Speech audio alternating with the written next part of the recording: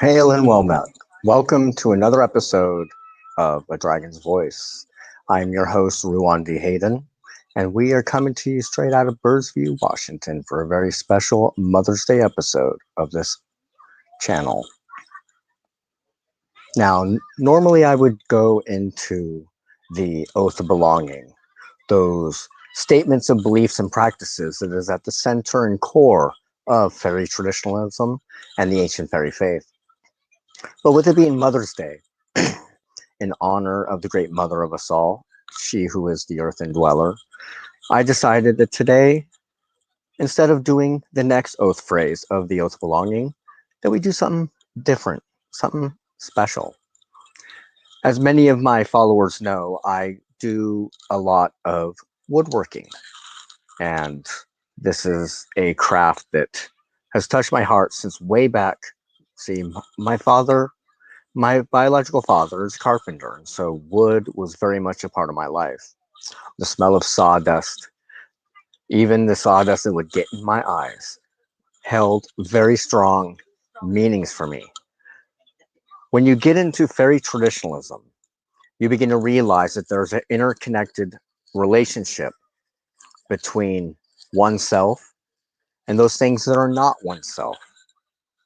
And these relationships are vitally important to our existence when we are actually open and understanding of what these messages really are. So the wood I work with comes from the beautiful birch tree that resides in my backyard. Birch is a very important tree in the fairy faith. In many places, it is the mother tree. It is second only to the elder tree that is mentioned in like the Wiccan rune. But birch for me is a very, very powerful ally. And because I've built relationships with the birch, it has allowed me to really branch out, to really get to know the relationships and how they change our own lives. For instance, some of the work that I do with birch is I make breaching charms, little patterns out of wood that I've personally harvested and designed to use for specific rituals.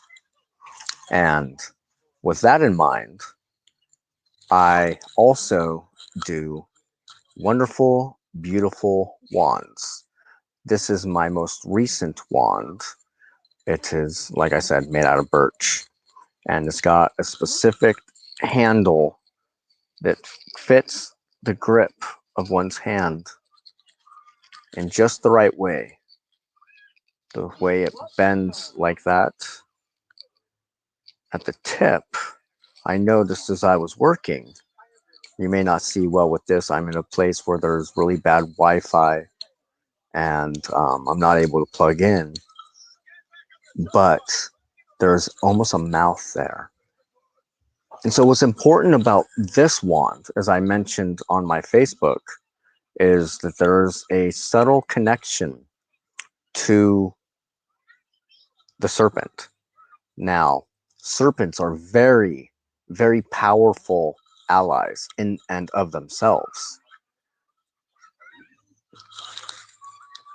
So, as many people know, I am in the second year program of the seminary for the Temple of Witchcraft, founded by Christopher Penczak. And without breaking any oath, one of the things you do in the second year is you explore the the 5 elements. And this one was a very powerful experience when I was meditating. I was meditating on the properties of fire. Now, most people believe that wands are actually symbolic of air. I really don't think so. Wands are more of power of fire.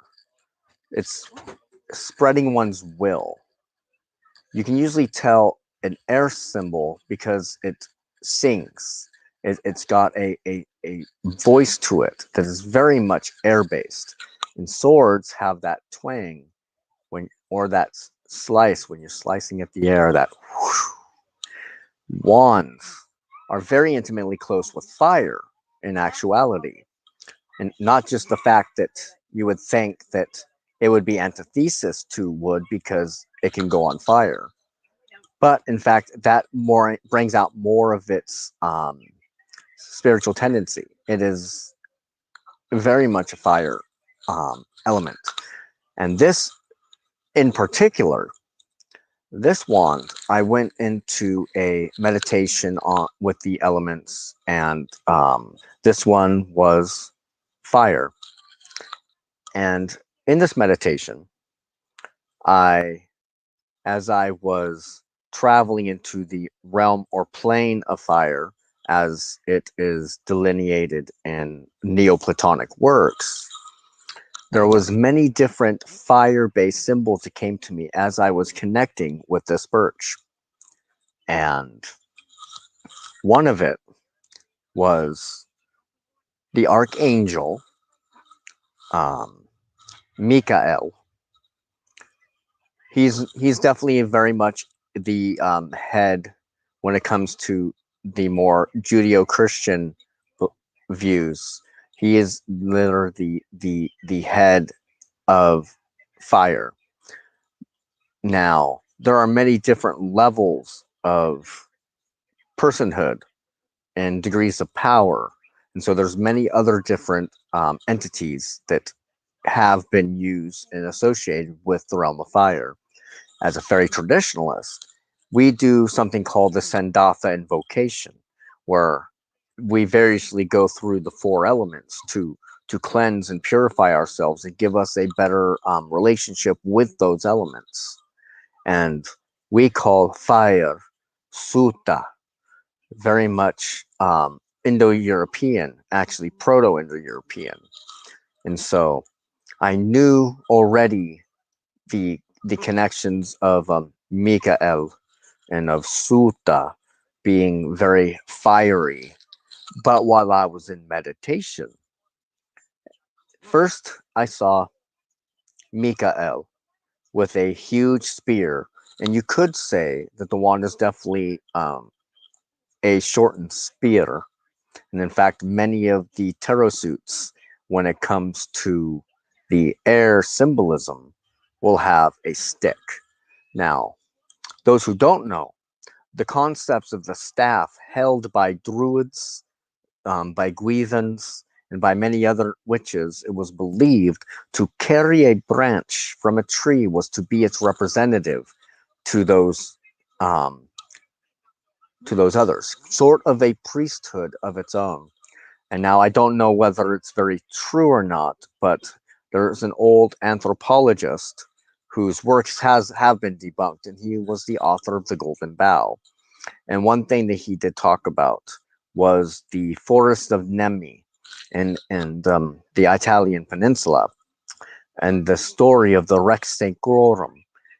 Now, to become the king of the wood, the Rex Nemorensis, excuse me, there was only one, and to become such, you had to take a branch of the tree and kill the previous holder. That was the only way to become the head of this priesthood. It was a one-man priesthood, and you had to kill the previous one, the Rex Nemorensis.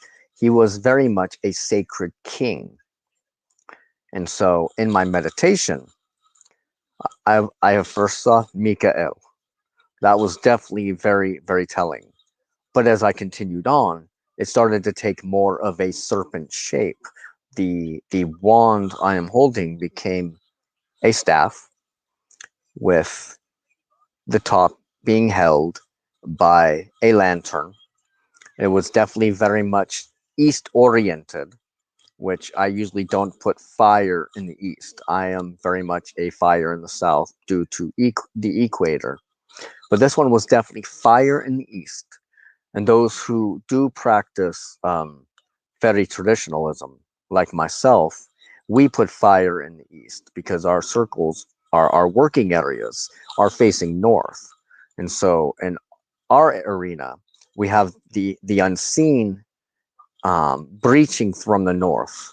To our left hand, we have a vessel of water, and to our right hand, we have a lantern or a candle, which which balances that out because you yourself are Earth. You are in the seen realm, and so by using fire and water, the seen and unseen, you are breaching the realms at that crossroads, and that is the symbolism behind.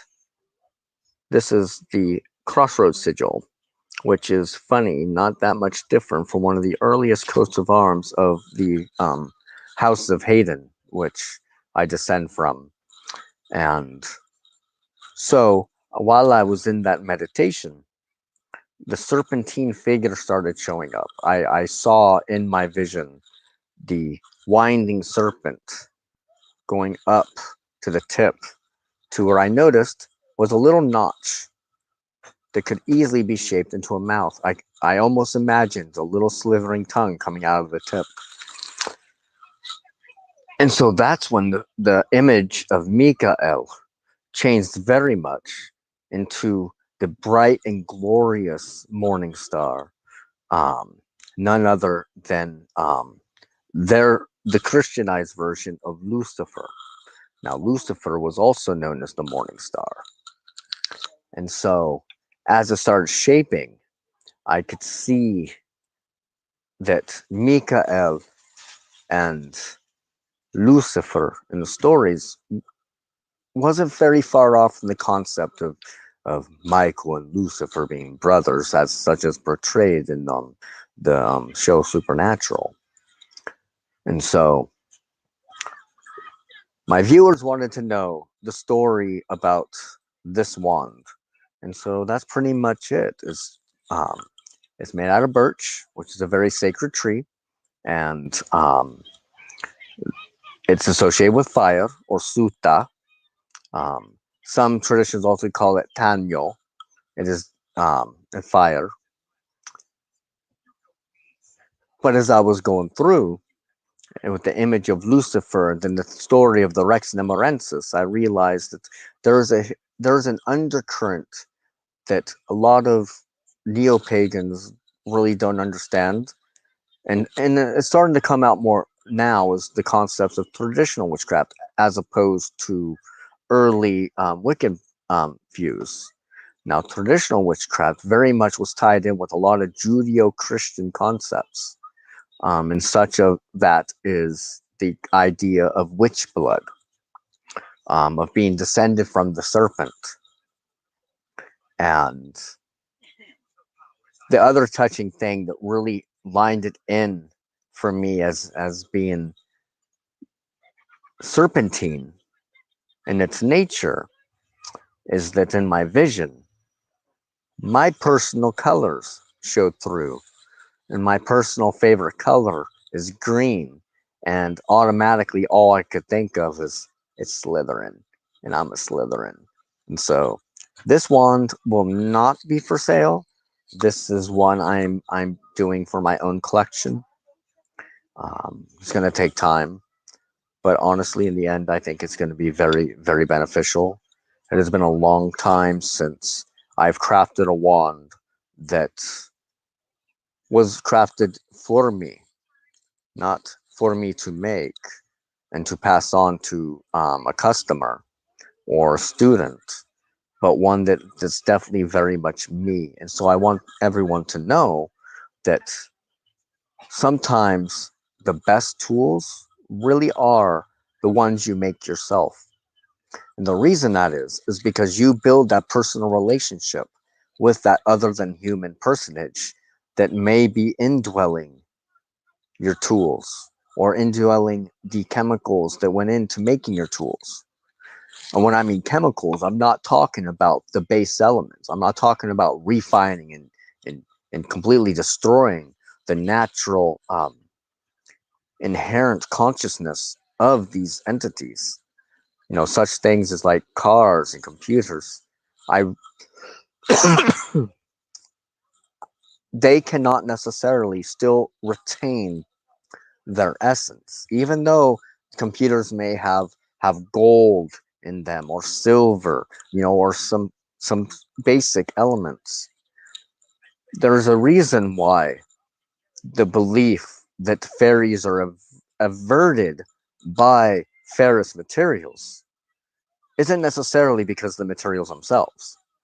Yes, most materials that are made of iron will go ahead and repulse fairies. And that's because the way iron is made, the way steel is made, refines it beyond repute.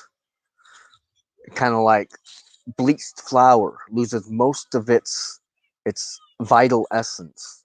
And thus most of us are honestly, in the end, truly malnourished. Because when we refine down to the barest, we are killing, we are cruelly taking and pulling out all the nutrients that we took it for in the first place. And so, while there are many people who like to say that their car has a personage, a personhood to it, it's not necessarily that there is actually an other than human entity or one of them over there that's indwelling that vehicle. What it is possible is that your own belief and your building a Gregory, which is an artificial elemental, by its use, you are literally giving it a life, and so it'll give you the kind of personality that you are expressing within that vehicle. Now, as for other tools, such as the wand, it is still technically in its natural state. It was gifted after many breachings, many petitions to the spirit that is indwelling in the birch tree in my backyard. It receives heavy helpings. It's received honey, heavy cream, and it's seen well over 2 years of offerings directly to it, not just for any other workings that I'm doing, but particularly to build my relationship to the birch that's in my backyard. And so the closer you are to the essence of what makes your tools, the more power your relationship will have. And it is those relationships that will bring changes in consciousness. They'll bring changes in your will to achieve great things. And it is very, very touching just how much that relationship does grow. Like, I have whittled down. This has only seen the touch of a file and sandpaper. That's it. Just a metal file and sandpaper, and it is a beautiful, beautiful color. It's a beautifully shaped wand. And now, while this one is not for sale, I will be having many others that will. I am currently going through what I've harvested this last couple weeks. Just like I will be offering smaller versions of these patents. Um, Now I can do a lot more shapes than this. This was one that I did really quick just to kind of get a feel for birchwood in general. And in fact, this one is not from the tree in my backyard. This one was bought at a craft shop. Um, and all I did was wood burn a few designs and call it good. Now, the ones I'll be selling are about yay. So I'd say maybe 3 inches in diameter. Um, and I'm going to do many different types, but right now they are in the process of being cut and seasoning, meaning they are going to naturally dry out. so that I can properly work with it without causing lots of issues to the wood, because you don't want to sit there and do that kind of work while it is still technically green wood. But I will be offering patents as well that have been properly swayed, their personhood respected, and ethically sourced, and those will be for sale. I haven't determined price yet, but what I will be doing is, as I am working on one for a customer, I do have one that is being commissioned. I will gladly be showing lives as I go through the process to give you a feel for what I'm doing, why I do certain things the way I do. The offerings I gift will be shown, um, and those will probably be done on my Facebook Lives, because I am actually starting to max out my hours here at StreamYard. But I just wanted to take this time, this beautiful Mother's Day, sit there and wish all you birth givers, the great mothers who are the goddess incarnate, a wonderful day. If you wish to support this ministry, you can go to my website at ruandhayden.com to view my services, to follow my blog. I do have a Discord as well. I do not believe I have put that on my website, but if you become a patron, go to patreon.com/ruandhayden, and there I have many articles, posts. We'll have live stream videos, and I think there's where I'm going to do most of my crafting, so people can just stop in and sit there and watch me work, and while I talk to my allies and go from there. So I hope you all have a wonderful, wonderful Mother's Day. And this was A Dragon's Voice by yours truly. May you never hunger, may you never thirst, and may the good neighbors always watch out for you.